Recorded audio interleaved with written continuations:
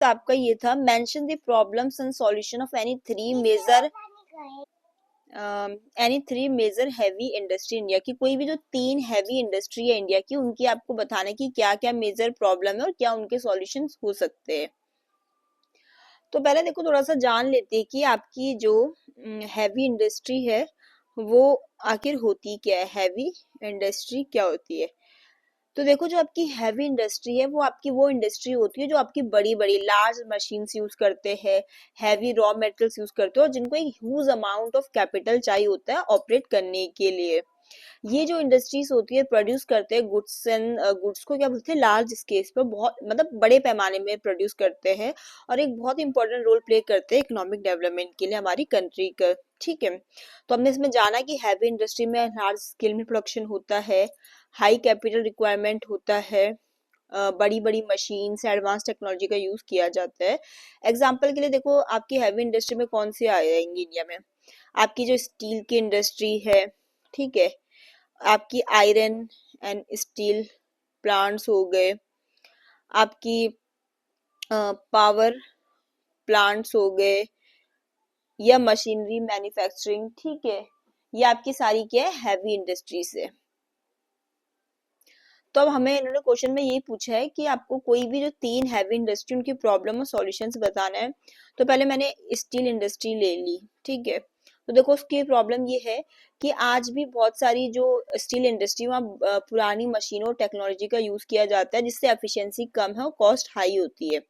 और प्रॉब्लम ये है कि इरेगुलर सप्लाई और high cost of raw material की, मतलब जो सप्लाई है रॉ मटेरियल की वो इरेगुलर होती है और महंगा भी पड़ जाता है जैसे वो।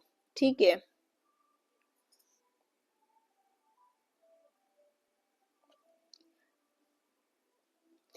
थर्ड है इनका power outages and high electricity cost in some region. तो देखो इसमें यही है कि पावर आउटेजेस मतलब बिजली गुल होना, ठीक है, या मतलब रुकावट आना, ठीक है। तो भी उन इंडस्ट्री को चलाने के लिए हमें बिजली भी मतलब एक जो भी पूर्ण मात्रा में चाहिए, लेकिन बिजली की आपूर्ति होना या रुकावट आना या इलेक्ट्रिसिटी कॉस्ट हाई पड़ता है बहुत सारे एरिया में। पॉल्यूशन एंड एनवायरनमेंट के स्ट्रिक्ट रूल होते हैं जिससे कॉस्टली होता है उसको फॉलो करना। कंपटीशन भी होता है जो कभी ना कभी जो चीप इंपोर्ट्स होता है वो भी जो लोकल प्रोड्यूसर है उनके लिए नुकसानदायक होता है। तो ये प्रॉब्लम है। सॉल्यूशन में यही कर सकते हैं कि टेक्नोलॉजी को अपग्रेड करो, रॉ मेटेरियल की सप्लाई में जो प्रॉब्लम आ रही है उसको सिक्योर करो, पावर सप्लाई वगैरह को इम्प्रूव करो। आप पॉल्यूशन कंट्रोल इक्विपमेंट में पहले ही इन्वेस्ट कर दो ताकि आपको बाद में जो स्ट्रिक्ट रूल्स वगैरह उन पे इतने पैसे खर्च ना करना पड़े। तो ये स्टील इंडस्ट्री की प्रॉब्लम सॉल्यूशन है। तो इसके बाद हम चलते हैं आपकी petroleum refining and petrochemical industry में। ये भी आपकी एक हैवी इंडस्ट्री है, इसके प्रॉब्लम सॉल्यूशन भी जान लेते हैं। तो इसकी प्रॉब्लम है कि इनकी हैवी डिपेंडेंसी होती है किससे, इम्पोर्टेड क्रूड ऑयल पे, ठीक है। तो वही है कि भी जब इम्पोर्ट जो कर रहे हैं उस पे इनकी हैवी डिपेंडेंसी है, तो वो इनके लिए समस्या है। अब जो इनकी रिफाइनिंग कैपेसिटी होती है कभी जो क्वालिटी जिसकी डिमांड है उससे मैच नहीं कर पाती है। ओल्ड रिफाइनरीज जो है उनको अपग्रेड करने की जरूरत है ताकि हम और भी क्लीनर फ्यूल प्रोवाइड कर सके। इन्वायरमेंटल कंसर्न वाला इसमें भी आ गया, ठीक है।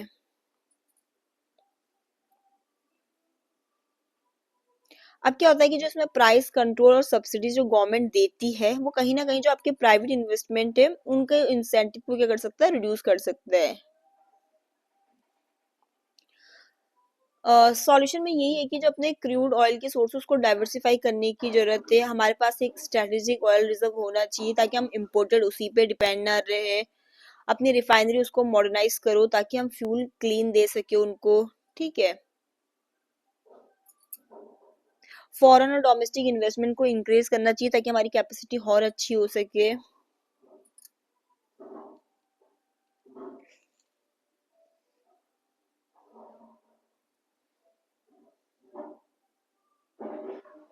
ग्रेजुअली जो है वो आपका सब्सिडी जो है उसको रैशनलाइज करने की जरूरत है ताकि जो हम प्राइसिंग कर रहे हैं वो मतलब एक सही भी हो और पुअर को भी प्रोटेक्ट कर सके। अल्टरनेटिव एनर्जी को भी प्रमोट करना चाहिए और एनर्जी एफिशिएंसी को इम्प्रूव करना चाहिए ताकि जो हमारी ऑयल पे डिपेंडेंसी है वो कम हो सके। कौन सी इंडस्ट्री की बात करी हमने, ये petroleum refining and petrochemical industry. Third industry आप इसमें ले लो आपकी हैवी, जो आपकी बोल सकते हैं मशीनरी इंडस्ट्री है,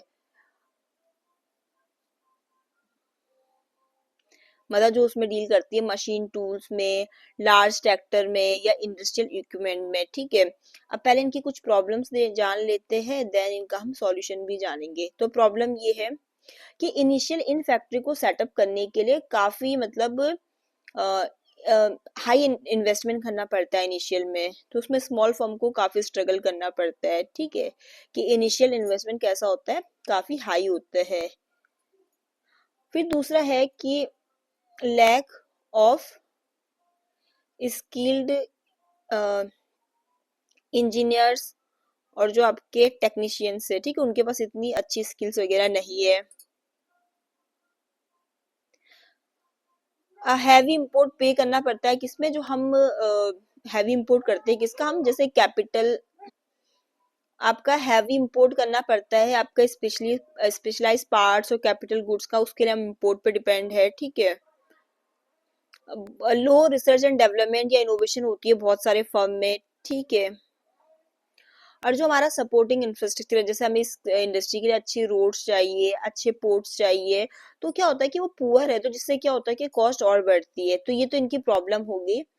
अब इसी इंडस्ट्री की सॉल्यूशंस में हम क्या कर सकते हैं कि जैसे मतलब देखो सॉल्यूशन कैसे होंगे, प्रॉब्लम से रिलेटेड ही होंगे। तो इजियर फाइनेंस इंसेंटिव देना चाहिए इनको कैपिटल इन्वेस्टमेंट के लिए, ताकि शुरू में इनको आसानी हो इन इंडस्ट्री को इन्वेस्टमेंट करने के लिए, तो उसके लिए आसानी से इनको लोन दे दिया जाए, ठीक है। उन जो इंजीनियर को हमने कहा जिनके पास स्किल वगैरह की कमी है, ट्रेनिंग करानी चाहिए उनको, ठीक है। जो हम इंपोर्ट कर रहे थे, जो भी चीजें हमने कहा कि ना, किसमें थर्ड पॉइंट में हमने पढ़ा था ना कि हम स्पेशलाइज्ड पार्ट्स और कैपिटल गुड्स को इंपोर्ट करते हैं, तो उसका लोकल प्रोडक्शन होना चाहिए, ऐसे पार्ट्स का इंपोर्ट सब्स्टिट्यूशन होना चाहिए, ठीक है। रिसर्च एंड डेवलपमेंट को बढ़ावा देना चाहिए, ठीक है। किस तरीके से दे सकते हैं, टैक्स में ब्रेक दे के, ग्रांट्स की हेल्प से, ठीक है। और जो हमने कहा कि इंफ्रास्ट्रक्चर पुअर है, उसको सुधारने की जरूरत है, अपने ट्रांसपोर्ट को, लॉजिस्टिक को, ताकि जो टाइम और कॉस्ट हो रिड्यूस हो सके। सिक्स हम आ जाते हैं कि पब्लिक सेक्टर क्या होता है और क्या उसकी इंपॉर्टेंस है पब्लिक सेक्टर की इंडिया में। तो देखो पब्लिक सेक्टर में वो सारी इकोनॉमिक एक्टिविटीज आ जाती है जो ओन और ऑपरेटेड की जाती है, किसके द्वारा, गवर्नमेंट के द्वारा, ठीक है। तो आपका पब्लिक सेक्टर मीन्स ऐसे बिजनेसेस और ऑर्गेनाइजेशन जिनको ओन और रन किया जाता है, किसके द्वारा, गवर्नमेंट के द्वारा। इसमें आपकी government run companies, bank, public bank हो गए, जो electricity board, railway, postal services आ जाते हैं, जिनका मेन एम जस्ट मुनाफा ना कमाना होके पब्लिक का वेलफेयर करना है, उनको सर्विस प्रोवाइड करना है और हेल्प करना कंट्री के डेवलपमेंट में।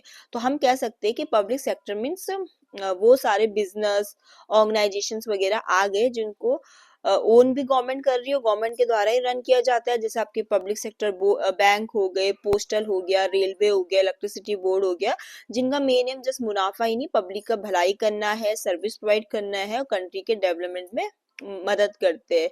अब देखो फिर हमसे पूछ रहा था कि क्या इंपॉर्टेंस है आपकी पब्लिक सेक्टर की। तो देखो पहले तो ये कि ये आपके एसेंशियल सर्विस प्रोवाइड करती है, जैसे कि अब हमने कहा ना जैसे बैंक इसमें आ गया, public bank, electricity board, railway, postal services, तो वही वो जो भी एसेंशियल सर्विस तो प्रोवाइड करते ही है, जैसे हेल्थ केयर की, एजुकेशन की, आपके पब्लिक ट्रांसपोर्ट की, ठीक है, वाटर की, ठीक है। तो ये इसका इम्पोर्टेंस है। सेकंड ये है कि ये एम्प्लॉयमेंट भी जनरेट करते हैं, लाइवलीहुड को सपोर्ट करते हैं, ठीक है, ये भी इसका है, क्योंकि पब्लिक सेक्टर जो इंटरप्राइज है वो लार्ज स्केल पे एम्प्लॉयमेंट प्रोवाइड करता है, स्पेशली उस एरिया में जहां पर प्राइवेट सेक्टर की जॉब लिमिटेड है, ठीक है। आपका तीसरा इसका इम्पोर्टेंस ये कि ये इंक्लूसिव ग्रोथ पे फोकस करता है, मतलब कि सबका विकास पे फोकस करता है, कोई एक का नहीं कि भी कुछ लोगों का। ये इंक्लूसिव मतलब होता है समावेशी विकास, जिसमें वो सबको इंक्लूड कर रहा है और जो इनइक्वालिटी है उसको क्या कर रहा है, ये रिड्यूस कर रहा है।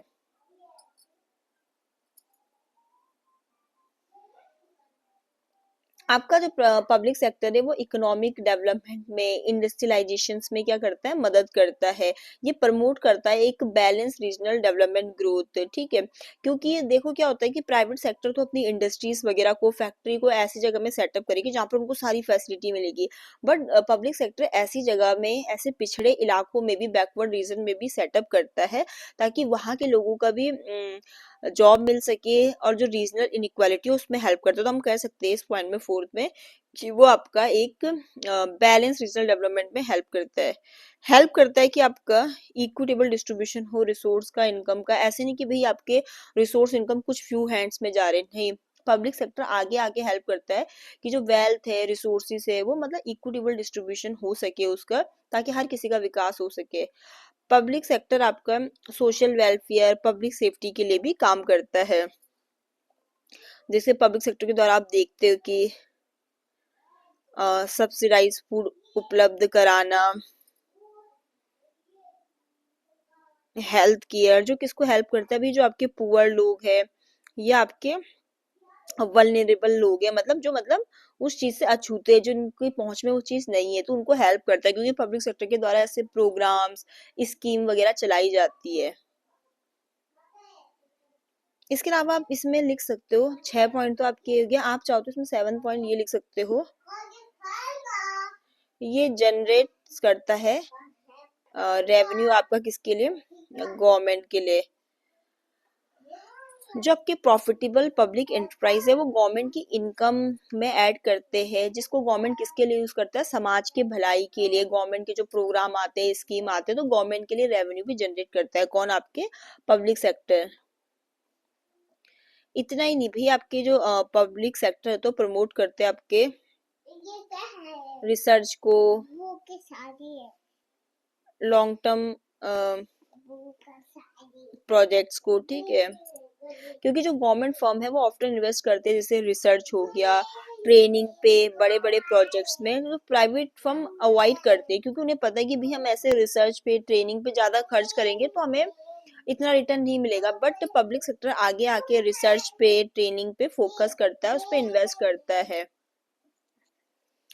पब्लिक सेक्टर आपके इकोनॉमी में स्टेबलाइजेशन भी करता है। किस तरीके से, जब इकोनॉमी में जैसे स्लो डाउन होता है, जैसे कभी होता है ना इकोनॉमी में, अलग अलग साइकिल होते हैं, रिसेशन है, कभी कभी डिप्रेशन है, मतलब अलग अलग चीजें होता है ना वो, कभी बूम का पीरियड, तो पब्लिक सेक्टर मतलब आपके उस समय आगे आते हैं, ऐसे प्रोजेक्ट्स पे सपोर्ट करता है, जो क्या बोलते हैं, इकोनॉमी में स्टेबलाइजेशन लेकर आ सके, अनएम्प्लॉयमेंट को रिड्यूस करता है। तो ये काम कौन करता है, पब्लिक सेक्टर।